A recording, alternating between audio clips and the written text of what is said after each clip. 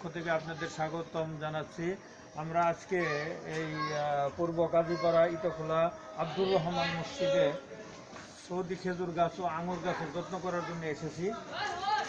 এই যে আঙ্গুর গাছ, এখানে আঙ্গুর ধরতে কিন্তু আঙ্গুর অনেক টক হয়, সেই জন্য এটা আমরা একটা ট্রিটমেন্টের জন্য এখানে এসেছি।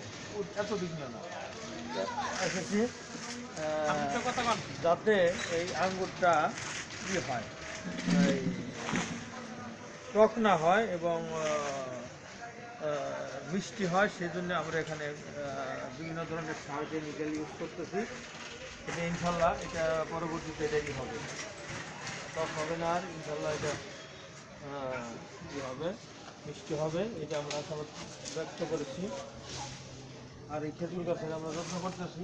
খেজুর গাছে এখানে মাটি ছিল লাল, মাটি 1 মিনিট।